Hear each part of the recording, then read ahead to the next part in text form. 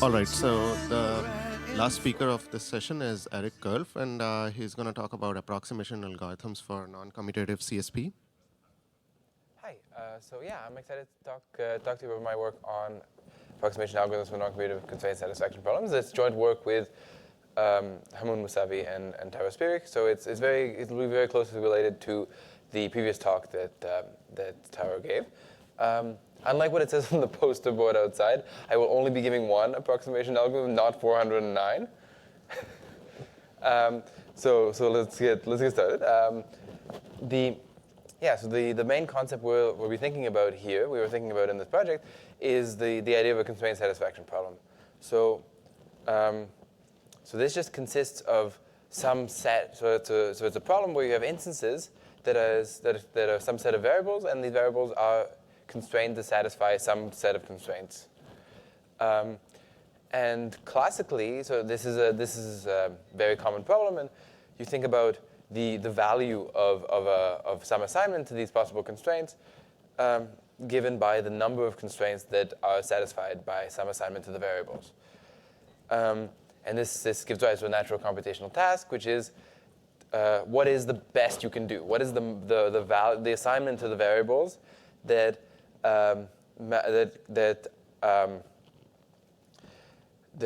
satisfies the largest possible number of constraints for a given instance? So as Taro also introduced, the sort of a canonical example of this is max cut. So here, this is a constraint satisfaction problem. Instances are described by a graph. These variables can be assigned to plus or minus 1 values. And the constraint is that for adjacent vertices, as adjacent variables, their assignments should not be the same. So if xi is assigned to 1, xj should not be assigned to 1 as well, if there is an edge between I and j. So yeah, this is exactly the same graph, in fact. It's nice to give an example. So we have a graph. The sort of standard way to visualize this is by cut on the graph. So you try to cut the graph into two halves such that you cut along the maximum number of edges possible. Alternately, this is the same thing as thinking about a two-coloring of the graph. You give some kind of assignment of the vertices to colors such that the number of edges that have the same color on each side is minimized. So this can be sort of naturally written as some kind of non-commutative polynomial optimization, where each term corresponds to whether or not the edge crosses the cut or not, whether or not the colors assigned to two vertices of the edge are different. And this is sort of one of the classic problems that is known to be NP-hard to decide. Given a graph as an instance, it's known to be NP-hard to decide if the value of a cut is above or below a certain value. But there are nice approximation algorithms for this kind of problem. Formally, an approximation algorithm is an algorithm that, given some instance of the CSP, outputs in polynomial time a value, just a value, which sometimes they're defined to output assignments, but here we're just thinking about just a value with the guarantee that there is an assignment that attains this value. And the natural quantity of interest for studying approximation algorithms is this approximation ratio, which is how close does the algorithm get to the highest possible value of the CSP, and this is quantified by the ratio of the output for a given instance by the value of that instance, minimized over all possible instances of the CSP. So this approximation ratio, rho A, is going to show up in a few times in this talk. The sort of classic example of an approximation algorithm is this Gomans-Williamson algorithm for max cut, and that reaches an approximation ratio of about 0.88. And the nice thing is that this algorithm very simply describes some important properties we want in an algorithm, and it gives some nice techniques for coming up with approximation algorithms. So the main ideas of what the Gomez-Williamson algorithm does is that first there's this non-commutative, not yet non-commutative, sorry, this polynomial optimization, and that's in general NP hard, classically. So the nice thing to do is ask, can we make it easier? Can we make it easier by relaxing this to some easier optimization? In this case, a semi-definite program. And it's called a relaxation because the value increases under the semi-definite program.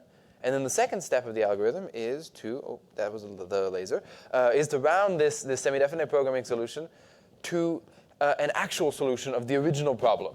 So the semi-definite programming solution will give us some vectors, and we want to round that to actually plus or minus 1 values on each vertex. So with these ideas in mind, now let's move to non-commutative CSPs. Non-commutative CSPs, in the context we're thinking about, come from the world of non-local games. So we're really going to concentrate on CSPs with 2 variables per constraint, because this defines a very natural non-local game. These are called 2 CSPs. So in this game, there's a referee who's sort of seen to be honest, and 2 players, Alice and Bob, who cooperatively play, but they against the referee, but they do not communicate. So what the referee does is that she samples some constraint from the CSP, and since the constraints each have 2 variables, this constraint can be indicated by a pair of variables, or if it's a graph, say for max cut, it's a pair of vertices. Each player gets 1 of the variables from the constraint, and the players attempt to satisfy the constraint.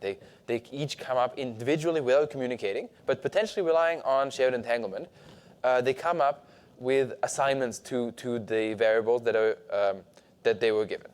And the players win if this assignment, now which is an assignment to the constraint, satisfies the constraint.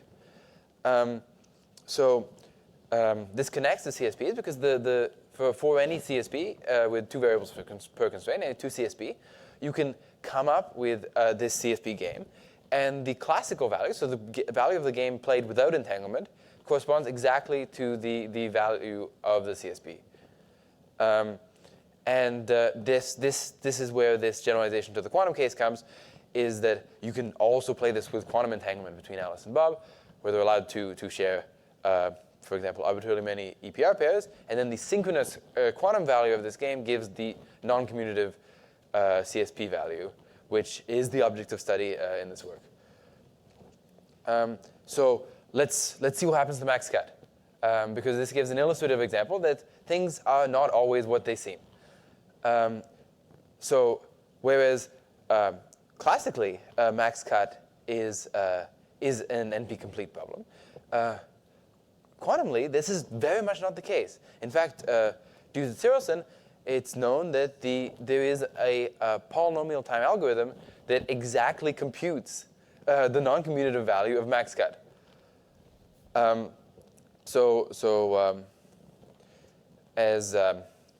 As in the previous talk, as Taro noted in the previous talk, this non-commutative value can be given by some kind of non-commutative polynomial optimization, where this inner product is just the normalized Hilbert-Schmidt inner product on the corresponding Hilbert space.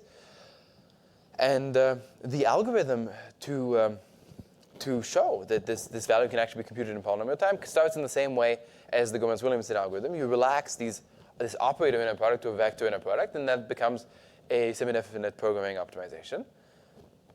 And then, given the optimum value of that optimization, which can be attained in polynomial time, you can construct some operators. And these operators are constructed using these Wildbauer operators, which have shown up with many different names in QIP. They're like fermionic operators. They've been called Majorana operators. I'm sure everybody has their own favorite name for these operators, and nobody agrees. But they're sort of standard anti-commuting operators, and using the anti-commutation properties, essentially we know that these xi's, capital Xi's, are Hermitian unitaries that have the same inner products as the corresponding vectors, and therefore they correspond to observables for the for the non-commutative max cut game, and as such, they give an optimal solution to the non-commutative max cut instance, and therefore the value can be computed in polynomial time, giving an approximation ratio of 1. So this begs the question: how hard are non-commutative CSPs? Because this sort of canonical example of a really interesting classical CSP becomes very easy in the quantum world. But that's definitely not a generic property, and you don't have to go very far to find that this is very much not the case. So the example to go to is max 3 cut. So instead of cutting the graph into 2 pieces, you cut them into 3 pieces. So variables can be assigned to one of the 3 cube roots of unity. And the constraint is that for adjacent vertices, the values assigned should not be the same. Again, it's the same constraint, and this corresponds to something that looks like a 3 coloring, where you want to maximize the number of edges that have different colors on either side. So the non-commutative value can again be expressed as a sort of non-commutative polynomial optimization over now order 3 observables. But rather than being efficiently computable, it's actually uncomputable to find this value. So this is a result. This is a consequence of the MIP-Sari-Kozari theorem, and the constant gap version is something that I'd have done in later work with Kieran Mastel. He presented a poster about this yesterday. And in fact, you get that it's for any. We actually get that for non-commutative max 3 cut, there is some constant S such that it is uncomputably difficult to approximate the value of max 3 cut up to that approximation ratio. This is quite disheartening if it's in fact uncomputably difficult to do this sort of next case after max cut. But it turns out that you can actually approximate this problem quite well.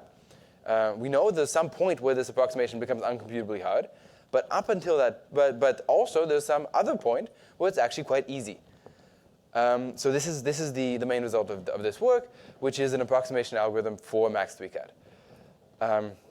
So the approximation algorithm really uses both of the ideas of Gomans-Williamson and of Tsirosin to come up with an approximation algorithm. And what this approximation algorithm gives is an approximation ratio of about 0.86 for max 3 cut. So notably, this is surprisingly close to 1, given that there is some ratio where it's uncomputably difficult. And also, it gives a better approximation than the classical problem, indicating some kind of quantum advantage. This algorithm extends to higher k, max k cut, or equivalently k coloring, but the performance is really best at the level of max 3 cut. So let me give a quick description of the algorithm. Again, you start with a semi-definite programming optimization. So this is sort of the natural relaxation of operator inner products of order 3 observables. They're just vector inner products of real vectors with some constraints with some lower bound constraint on the value of the inner product. And in the same way, we can use these Weil-Brauer operators to construct observables. And the problem, though, here is that these observables are not order 3, they're order 2. And we need to do something to make them order 3. So the first thing we do is we increase the dimension. That's this tensor identity. And then the second thing is that we want to turn them to order 3 somehow. So the first step is we multiply this by a Haar random unitary. Now now each individual observable is Haar random. And the second step is to simultaneously round all the observables to the nearest order 3 unitary. So just going from the observable and trying to snap to the nearest order 3 unitary, it gives a very bad approximation algorithm. But this Haar randomization somehow makes it so that on average, you're not very far from the nearest order 3 unitary and gives a quite good approximation. So in the last 5 minutes, I'll try to say something about the proof of this result very quickly. So the thing that the quantity that we study is something called the relative distribution, which just by playing with the structure of this approximation algorithm, we find that you can write the objective value as some integral of a fixed function with respect to some specific distribution, some specific probability distribution, depending on the observables found using the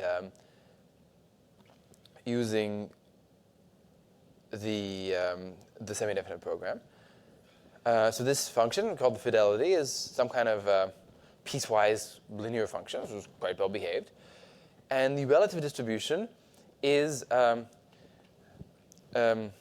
just a random distribution over angles, where the eigenvalues of the observables, randomized by the unitary, are sampled with a probability given by the inner product of the eigenvectors, scaling with the inner product of the eigenvectors. So the important property that we use is in the limit of large dimension, the unitary, Hall-random unitary U and the constant observable AI, behave like asymptotically, free random variables. This means that it's very easy to study the moments of these observables, of these unitaries. And then in the limit of large dimension, the relative distribution becomes a well-known, well-studied probability distribution known as the wrapped Cauchy distribution. And that's a distribution that has sort of peaked form on the circle. So I'm going to flash the math at you, and then I promise I'm done. So we start with this relative distribution structure. In the limit as the dimension tends to infinity, you get this nice sort of, well, nice-ish power series form depending on only the inner product of the original SDP vectors. And then we can go, and this being the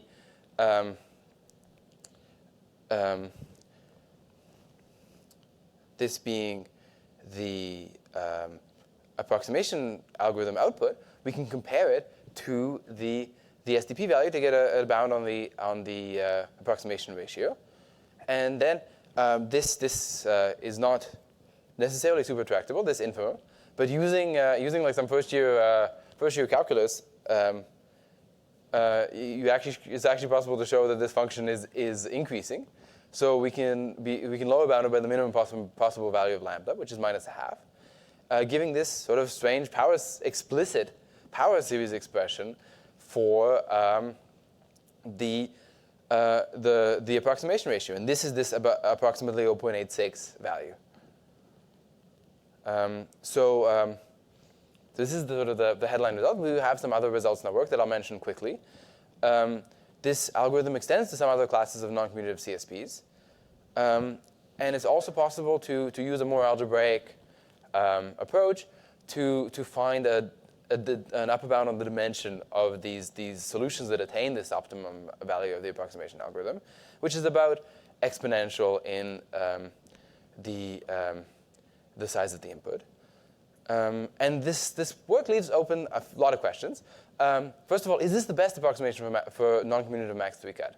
Can we do better?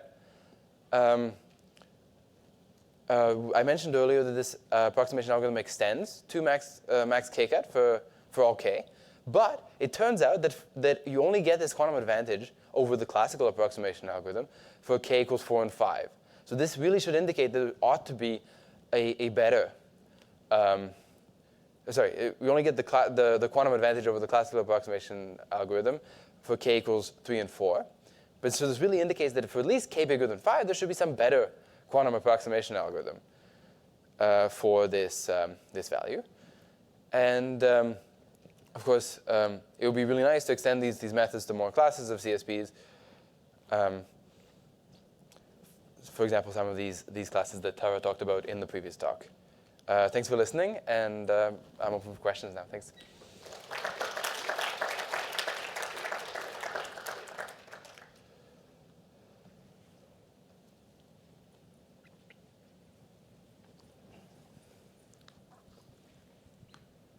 Thanks. Can you tell us a little bit about the status of theory of gadget reductions for non-commutative CSPs now?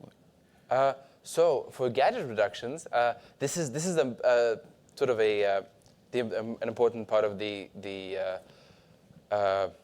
work that Kieran presented on this on the poster yesterday. So we know we can do gadget reductions, actually, these commutativity gadget style reductions for any Boolean NP-hard CSP, and 3 coloring. But that's essentially following from the gadget of G. But other than that, it's completely unknown.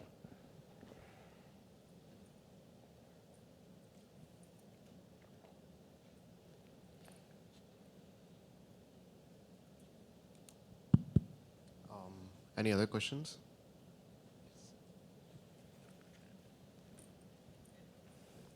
Hey, I just want to ask a simple clarification question. Is your algorithm a classical algorithm or a quantum algorithm? It's a classical algorithm, yeah. And how yeah. big of a hard random unitary do you have to take? This about exponential in the input dimension, but it's sort of, that's sort of the hard way to do it. The easy way is that, go to it. We know this approximation ratio.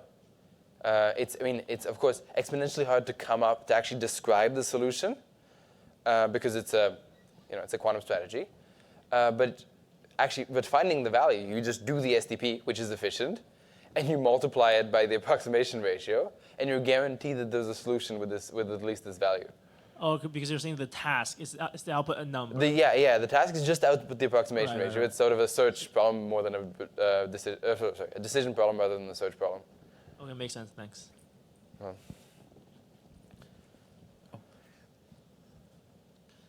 So as a bit of a follow-up to that, do we have search to decision reductions for these non-commutative? As far as I know, absolutely not. Especially because the dimension of the quantum of the non-commutative solutions are not bounded necessarily. So there's not really a bound on how big the description of the solution should be, and therefore there shouldn't really be a bound on how long it takes to compute it. Thanks. Do you think the hardness will just jump from tractable to RE hard as you change the approximation ratio, or is there some intermediate phase possibly where it's not RE hard? I definitely don't know enough to comment, but I think that's a really interesting question. A really very interesting question. Because in the classical case, the jump from P to NP is not very big, but here we'd be sort of thinking about a jump from P to RE, which is huge. I think hardness of approximation results for this would be really, really interesting. Thanks.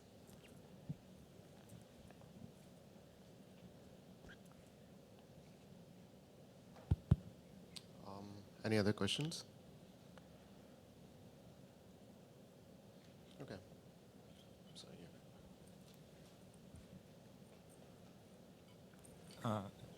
I'm just curious, for other families of games, not CSPs at all, you could sort of still imagine you could find tools to approximate the value. Have you thought about that? These mod n games or something like that? Because, for when it's mod 2 is very similar, Yeah, I think, in terms of the complexity, right, CSPs capture everything. But I think it's definitely there's lots of more structure that can be exploited in other games, and I personally haven't thought about that, but I think it is an interesting direction to think about. Oh, there's a question in the back, I think. So you looked at this Tyrolson construction within a product, right? Which in principle corresponds to not even. If you take arbitrary games, that would be some kind of maximal value over the free product or something like this. There is a description of those. And I was wondering if you can extend this method to other other games, right? I mean, there should be a class of games where you calculate these other values just using inner products, Yeah. and yeah. I whether mean, that method works for these larger family of games. So you would probably have a K hierarchy of values, yeah. which, Yeah. I mean, it which are is- quantum realizable, but not. I mean, we know they're not the same, right? Yeah. I mean, Yeah. I mean, this but, yeah, there's some. for MaxCat, this really corresponds to the STP approximation we're doing really corresponds to the first level of the MPA hierarchy. And for MaxCat, it's just because MaxCat is an XOR game, the first level does converge. So maybe the class that I know of, where this quantum value approximation becomes easy, is the class of XOR games. Whether there's a larger class, I'm not sure. Yeah. But Anyway, it'll be there's- interesting to think about. There is a similar study in calculate. I mean, this 0.8 is related to the Grothendieck constant, right? I mean, I'm sorry, I didn't it's hear. related to the Grothendieck constant. If you look at the work of Yes, Naor, he yes, explains exactly, it yeah. explains the connection. They're not the same values, but they're closely related. And Yes. for the Grothendieck constant, there was also an attempt to calculate that with certain dimension restrictions. Yes. So it yeah. could be that there is even an analogy between these different scales, and that would be nice to know. Yes, absolutely, absolutely. This does very much connect. There's one class of CSP games that we call smooth CSPs. It's very closely connected to like a dimension unbounded non-commutative Grothendieck constant. Yeah. Um, But there are But- dimension constants which have been studied. yes, yeah, the dimension bounded. I guess that would correspond to dimension bounded quantum strategies, Yeah. which even from a complexity perspective, I'm sure they've been studied, but I'm not sure how much. Yeah. Um, It's just a suggestion to look at Yeah. these different but, scales. but definitely the direction of Grothendieck inequalities is really interesting. Thanks. Okay. And maybe let's thank Eric and all the other speakers of this session.